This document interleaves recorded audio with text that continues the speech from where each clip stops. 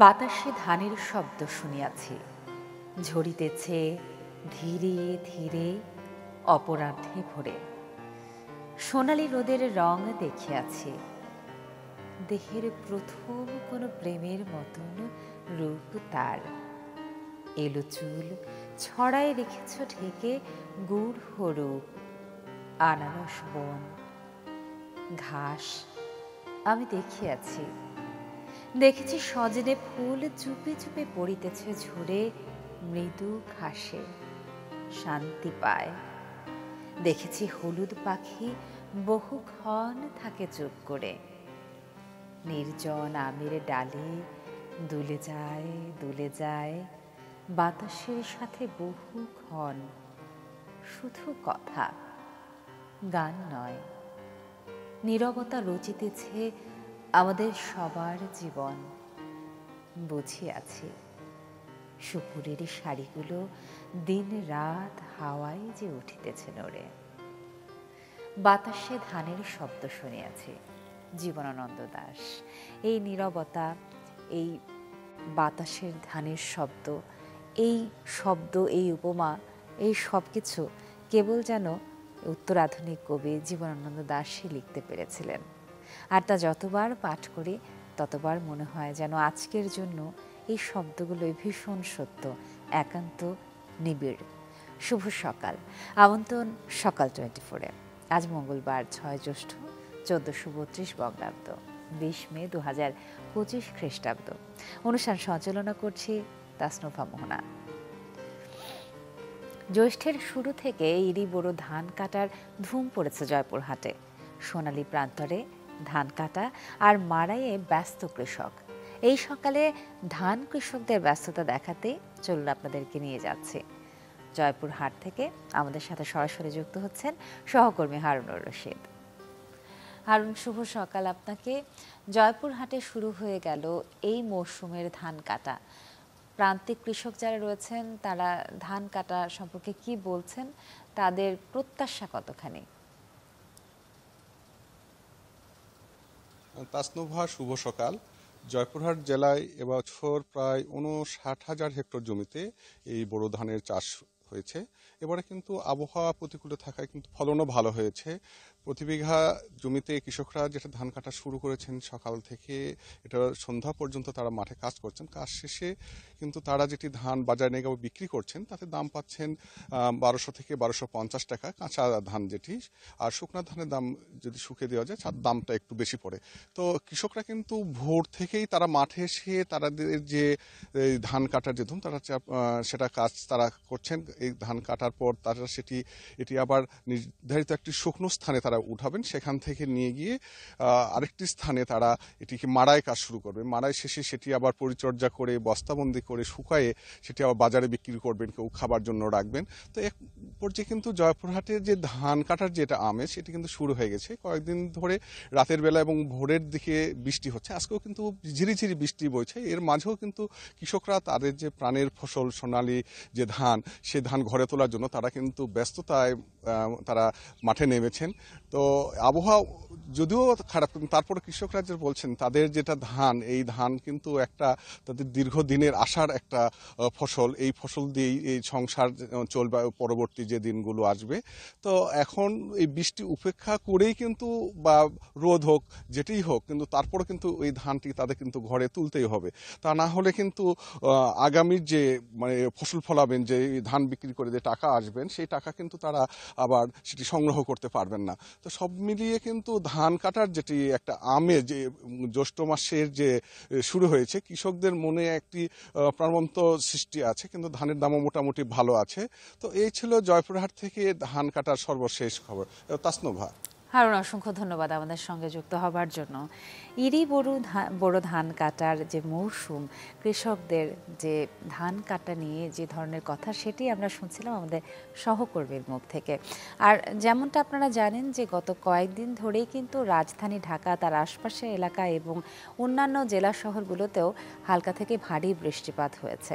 তাই আজকের আবহাওয়ার তথ্য আপনাদেরকে জানিয়ে দিতে চাই। চলুন জানা যাক গত 24 ঘন্টার আবহাওয়ার তথ্য, সেই সঙ্গে আজ সারাদিনের আবহাওয়ার পূর্বাভাস।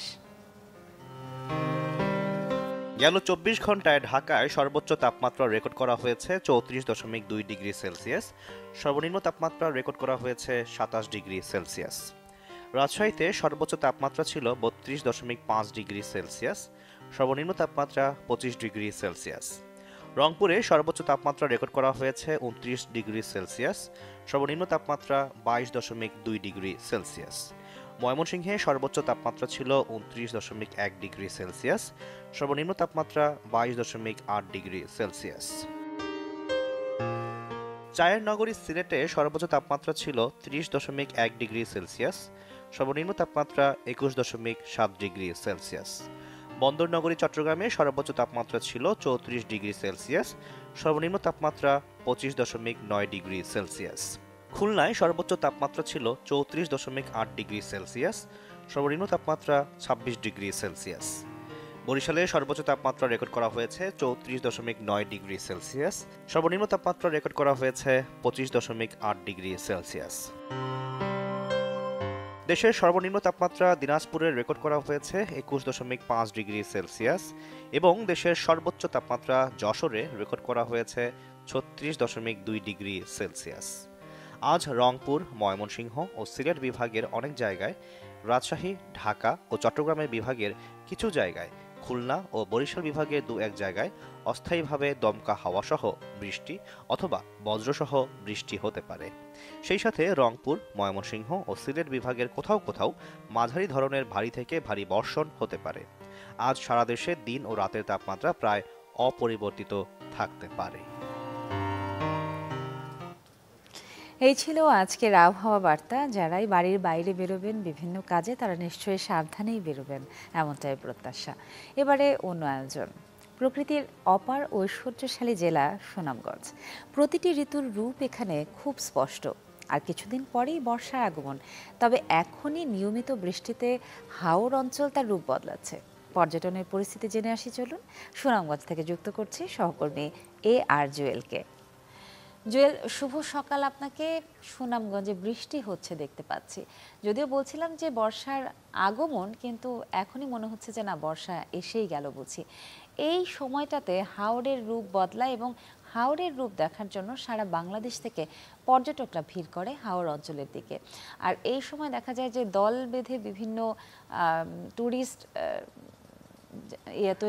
দল তৈরি হয়, যারা হয়তো বা এই আয়োজনগুলো করে থাকে যে হাওর অঞ্চলে সেই পর্যটকরা কিভাবে যাবে, কিভাবে থাকবে।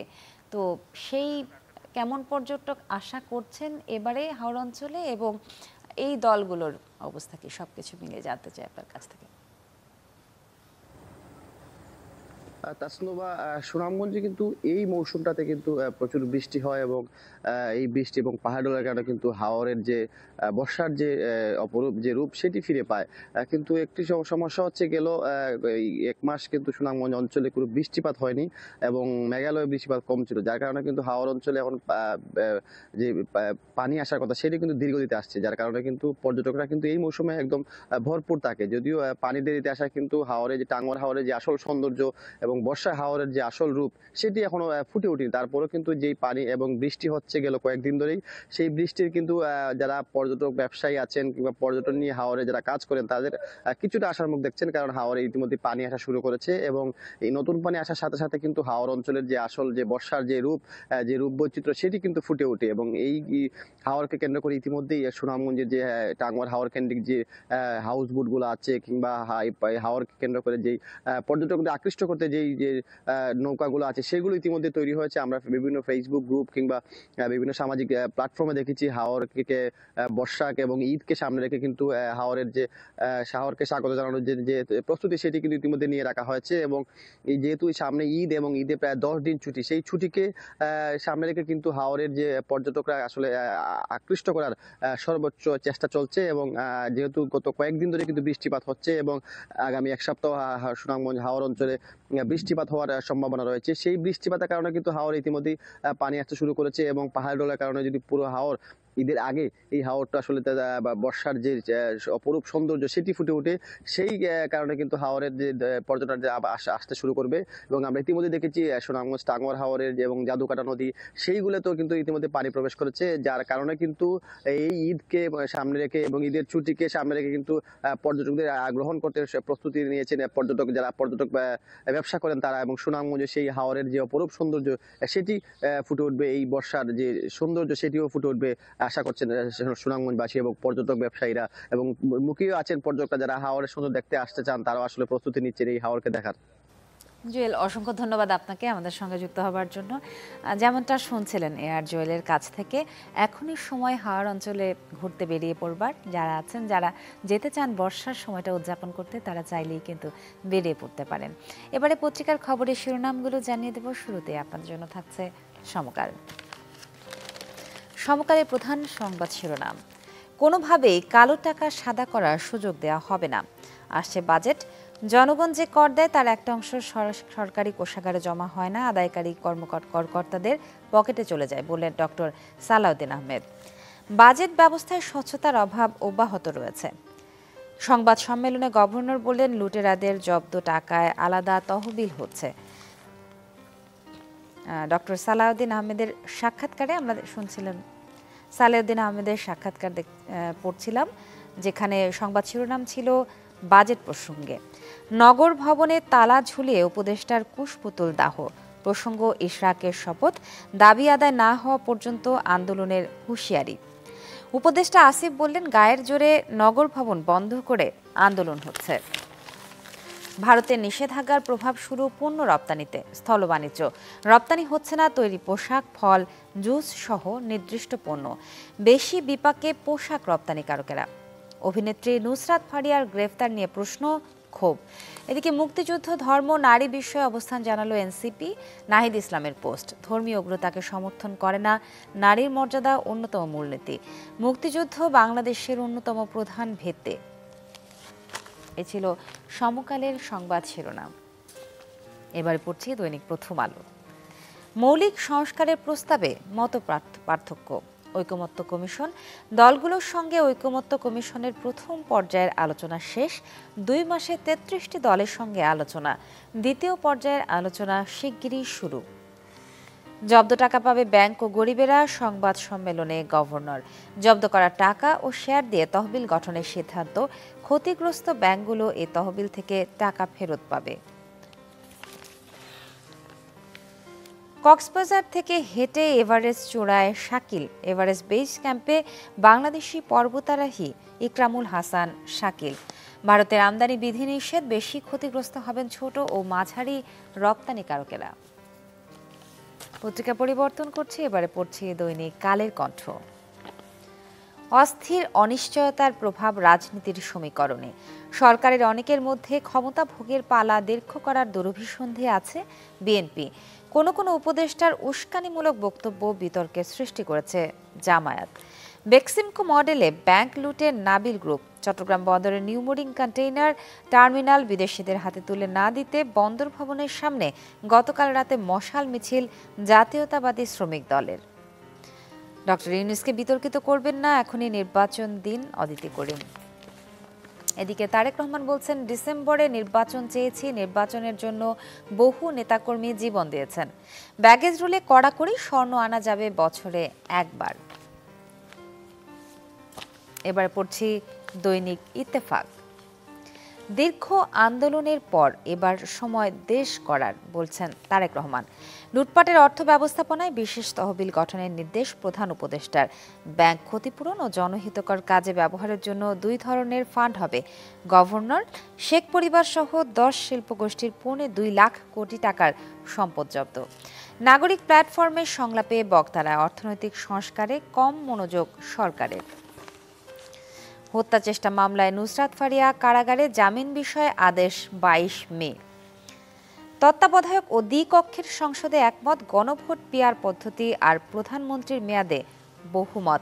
দলজোটের সঙ্গে ঐক্যমত্য কমিশনের প্রথম পর্যায়ের আলোচনা শেষ। সর্বশেষ পত্রিকা হাতে আছে দৈনিক যুগান্তর। জাতীয় নিরাপত্তা ঝুঁকির আশঙ্কা, মানবিক করিডোরের নামে কি হচ্ছে? সংবাদ সম্মেলনে গভর্নর, লুটের টাকার আলাদা তহবিল হচ্ছে। এদিকে ইশরাকের শপথ নিয়ে আইনি জটিলতা রয়েছে স্থানীয় সরকার উপদেষ্টা।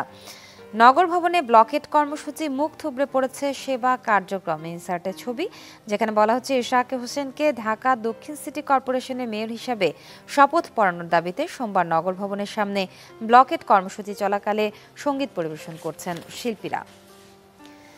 চরম ক্ষতির মুখে ব্যবসায়ীরা, আমদানি রপ্তানি বাধাগ্রস্ত। এনবিআর সংস্কার ঐক্য পরিষদের কলম বিরতি। এই ছিল আজকের দৈনিক পত্রিকাগুলোর প্রধান সংবাদ শিরোনাম। এবারে সকাল 24 থেকে বিরতি, ফিরে এসে অন্যান্য আয়োজন।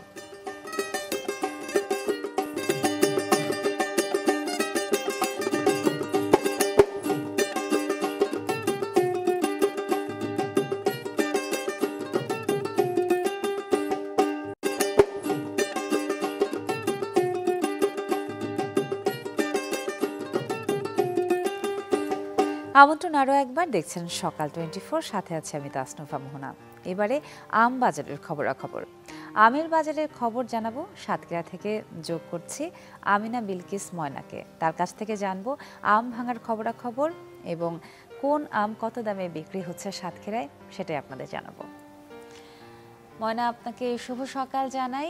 আমের সময় জ্যৈষ্ঠ মাস, মধু মাস, আমের বাজারেই আপনি দাঁড়িয়ে আছেন। সাতক্ষীরার আম অনেক বিখ্যাত আমরা জানি। এই মুহূর্তে কোন ধরনের আম ভাঙা শুরু হয়েছে এবং কোন আমের কি ধরনের দাম বাজারে, সেটা যদি আমাদের জানাতেন। তাসনুভা, শুভ সকাল আপনাকে। আমি দাঁড়িয়ে আছি, আমার পাশেই দেখছেন যে এখন সাতক্ষীরার যে ব্র্যান্ড আম হিমসাগর, সেই আম বাজারে এখন ভরপুর এবং জমজমাট হচ্ছে হিমসাগর আমে। এই হিমসাগর আম আমি একটু দেখাচ্ছি, এখানে প্রচুর পরিমাণে আড়তে হিমসাগর আম পেড়ে রাখা হয়েছে এবং এখানেই কিন্তু প্যাকেজিং করা হচ্ছে।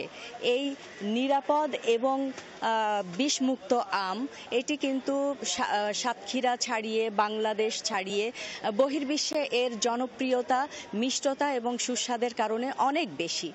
এই আম কিন্তু খুব সহজে এখন বাংলাদেশের মানুষ পাচ্ছে এবং সেই সাথে কিন্তু বহির্বিশ্বের মানুষও এই আম খেতে পাচ্ছে। আমি দাঁড়িয়ে আছি এখানে সাতক্ষীরার একটি আড়তে, সাতক্ষীরা সুলতানপুর বড়বাজার। এই আড়ত কিন্তু সাতক্ষীরাতে 150টির বেশি। কারণ হচ্ছে সাতক্ষীরা ছাড়াও সাতক্ষীরার বাংলাদেশের বিভিন্ন অঞ্চল থেকে, বিভিন্ন জেলা থেকে ব্যাপারীরা এসে এখানে আড়ত করেছেন এবং তারা কিন্তু জমজমাটভাবে এই ব্যবসা করে যাচ্ছেন। আমের এখন হিমসাগর আমের মন যাচ্ছে 2200 থেকে 2500 টাকা। এই বিক্রিতে কিন্তু ব্যবসায়ী এবং চাষিরা কিন্তু খুব একটা সন্তোষজনক হচ্ছেন না বলে অভিযোগ আছে। কারণ এই আমটি আজকে 20 মে এই তারিখে পাড়ার কথা ছিল, কিন্তু কিছু ব্যবসায়ী এবং চাষিদের অনুরোধের কারণে এই আম ক্যালেন্ডার 5 দিন এগিয়ে নিয়ে 15 তারিখ থেকে পাড়া হয়েছে। তো সে কারণেই কিন্তু এখন দাম পাচ্ছে না বলে অভিযোগ আছে অনেক চাষি এবং ব্যবসায়ীর। তো এই আম ক্যালেন্ডার যদি আগামীতে প্রশাসন একটু খেয়াল রাখেন এবং সব দিকে মনিটরিং করেন, বাগান মনিটরিং এবং বাজার মনিটরিং, তাহলে কিন্তু আম বেশি মূল্যে এবং লাভজনকভাবে তা ব্যবসায়ীরা ব্যবসা করতে পারে। কারণ এর খরচ আছে, এটা একেবারে গাছ বোল হওয়ার আগে থেকেই পরিচর্যা করতে হয় এবং সেখান থেকে এই আমের মুকুল, তারপর আমের গুটি এবং আম পর্যন্ত পরিচর্যা করেই আম বাজারে আনতে হয়। এই খরচ বিবেচনা করে এখন মানুষ কিন্তু সেইটি বলছে যে আগামীতে প্রশাসনকে এই বাজার মনিটরিং এবং বাগান মনিটরিং অনেক অনেক ধন্যবাদ আমিনা আমাদের সাথে থাকার জন্য। আমিনা বিলকিস ময়না যুক্ত হচ্ছিলেন সাতক্ষীরা থেকে। এদেশে আমের বহু নাম, হিমসাগর পাকা আম বাজারে উঠেছে, তারই বাজার দর আপনাদেরকে জানাচ্ছিলাম। এবারে অন্য প্রসঙ্গ, শুভ জন্মদিন আজকের দিনে যাদের যাদের জন্মদিন, সেই সঙ্গে চলুন জানিয়ে দিই সারা পৃথিবী জুড়ে যারা যারা বিখ্যাত হয়েছেন তাদের মধ্যে আজকের দিনে কাদের কাদের জন্মদিন। 1799 সালের আজকের এই দিনে জন্মগ্রহণ করেন বিখ্যাত ফরাসি ঔপন্যাসিক এবং নাট্যকার অনরে দ্য বালজাক। তিনি ধারাবাহিকতা বজায় রেখে প্রায় 100টি উপন্যাস রচনা করেছেন, যেগুলোকে তার শ্রেষ্ঠ কীর্তি হিসেবে আখ্যায়িত করা যায়। বালজাক ইউরোপীয় সাহিত্যে বাস্তবতাবাদ প্রবর্তনের ক্ষেত্রে অগ্রণী ভূমিকা পালন করেছেন। 1806 সালের এই দিনে জন্মগ্রহণ করেন ইংরেজ দার্শনিক ও অর্থনীতিবিদ জন স্টুয়ার্ট মিল। তিনি সামাজিক তত্ত্ব, রাজনৈতিক তত্ত্ব এবং রাজনৈতিক অর্থনীতিবিদ্যাতে বড় অবদান রেখেছেন। তাকে ঊনবিংশ শতকের সবচেয়ে প্রভাব বিস্তারকারী ইংরেজি ভাষী দার্শনিক রূপে আখ্যায়িত করা হয়ে থাকে। 1822 সালের এই দিনে জন্মগ্রহণ করেন ফরাসি অর্থনীতিবিদ এবং শান্তিবাদী ফ্রেডেরিক প্যাসি। তিনি বেশ কয়েকটি শান্তি সমাজ এবং আন্তঃসংসদীয় ইউনিয়নের প্রতিষ্ঠাতা সদস্য ছিলেন। তিনি একাধারে লেখক এবং রাজনীতিবিদও ছিলেন। ইউরোপীয় শান্তি আন্দোলনে কাজের জন্য 1901 সালে নোবেল শান্তি পুরস্কারের যৌথ বিজয়ী ছিলেন। 1974 সালে এই দিনে জন্মগ্রহণ করেন বাঙালি চলচ্চিত্র পরিচালক, লেখক ও অভিনেতা শিবপ্রসাদ মুখোপাধ্যায়। তিনি বহু বাণিজ্যিকভাবে সফল বাংলা চলচ্চিত্র উপহার দিয়েছেন। বেলা শেষে, প্রাক্তন, ইচ্ছে, অলেখ সুখ, মুক্তধারা, অ্যাক্সিডেন্ট, পোস্ত প্রভৃতি চলচ্চিত্র তিনি পরিচালনা করেছেন। 1981 সালের এই দিনে জন্মগ্রহণ করেন স্প্যানিশ গোলরক্ষক ইকার ক্যাসিয়াস ফের্নান্দেজ। তার ক্যারিয়ারের সবচেয়ে বড় অর্জন স্পেনকে 2010 সালে অধিনায়ক হিসেবে ফিফা বিশ্বকাপ জেতানো। বিশ্বকাপের ওই আসরে তিনি গোল্ডেন গ্লোব জিতেন। তাকে সর্বকালের সেরা গোলরক্ষকদের মধ্যে একজন হিসেবে গণ্য করা হয়। আরও একবার শুভেচ্ছা জানাতে চাই যাদের আজকের দিনে জন্মদিন। এবারে রূপালী পর্দার খবর। ৭৮তম আসরে আলোচনায় ৫৫ বছর আগের বাংলা ছবি অরণ্যের দিনরাত্রি। সাগর পাড়ের শহর থেকে সপ্তম দিনের আয়োজন জানাচ্ছেন শাহরিন জেবিন। আপনার বাবার সঙ্গে তো কনজারভেটরের খুব আলাপ, তাই না? দেখুন দেখুন, ৭৮তম কান চলচ্চিত্রের আসরের সপ্তম দিনটা বাংলা ফিল্ম ইন্ডাস্ট্রির জন্য বিশেষ কিছু, কারণ এদিন যে কান আসরে প্রদর্শনীতে আছে সত্যজিৎ রায়ের ছবি অরণ্যের দিনরাত্রি। কিন্তু একটা ব্যাপারে বারবার গোলমাল হয়ে, ফ্রেঞ্চ সময় সন্ধ্যা ৭টা ৪৫ কান ক্লাসিক্সে দেখানো হবে উপমহাদেশের কিংবদন্তি নির্মাতার ছবি অরণ্যের দিনরাত্রি, যেটি প্রেক্ষাগৃহে আলোর মুখ দেখে ৫৫ বছর আগে ১৯৭০ সালের ১৬ জানুয়ারি। তুই বিশ্বাস করছিস না? তুই দেখে আয়। 4 বন্ধুর অ্যাডভেঞ্চারাস জার্নিতে নির্মিত এই ছবির গল্প সুনীল গঙ্গোপাধ্যায়ের একই নামের উপন্যাস থেকে, যেটি বাঙালি সিনেপ্রেমীদের জন্য নতুন সংস্করণ করা হয়েছে 4K ভার্সনে। এই ছবিটির প্রিমিয়ারে তাই তো কানের আসরে হাজির হবেন অভিনেত্রী শর্মিলা ঠাকুর। জানা গেছে এদিন বিশেষ প্রদর্শনীতে সম্মান জানানো হবে নির্মাতা সত্যজিৎ রায়কে। İşte böyle bir gece yaşamıştık dersin. Anlatırsın yani, ne bileyim, masal gibi. সপ্তম দিনে নিয়ম মেনে প্রদর্শিত হবে বেশ কটি সিনেমা, যেখানে আলোচনায় আছে আসরতে রিগার্ড বিভাগে প্যালেস্টাইনের যমজ নির্মাতা আরব নাসের ও তারাজ নাসেরের তৃতীয় feature film once upon a time in Gaza. এই ছবির গল্পে উঠে এসেছে গাজার রাজনৈতিক সামাজিক পরিস্থিতি। Çocuklarsa büyüklerin günahı. এর আগে আসরের ষষ্ঠ দিনে নারী শিল্পীর প্রতি সম্মাননায় 10ম কিউরিং award and Cannes film festival প্রদান করা হয় আমেরিকান প্রযোজক অভিনেত্রী নিকোল কিডম্যানকে। রঙিন সময়ে এসে সেলুলয়েডে দুটি ছড়াচ্ছে সাদা কালো যুগের সিনেমা অরণ্যের দিনরাত্রি। ৫৫ বছর আগের এই ছবিটি নিয়ে যেমন আগ্রহ আছে উৎসবের আয়োজকদের, ঠিক তেমনি কিন্তু উচ্ছ্বসিত ছবির শিল্পী কুশলীরা। তাই বলা যেতেই পারে ৭৮তম কান চলচ্চিত্র উৎসবের সপ্তম দিনে টক অব দ্য টাউনে আছে কিংবদন্তি নির্মাতা সত্যজিৎ রায়ের সিনেমা অরণ্যের দিনরাত্রি। শাহরিন জেবিন, চ্যানেল 24, কান ফিল্ম ফেস্টিভ্যাল, ফ্রান্স। এই ছিল আজকের সকাল 24। দেশীয় এবং আন্তর্জাতিক নানা আয়োজন খবরাখবর নিয়ে প্রতিদিন সকাল ৮টায় চ্যানেল 24-এর পর্দায় সাজে সকাল 24-এর এই আয়োজনটি। দেখতে চোখ রাখুন চ্যানেল 24-এ। ভালো থাকুন। যাবার আগে জানিয়ে যাই শুভ সকাল আরও একবার।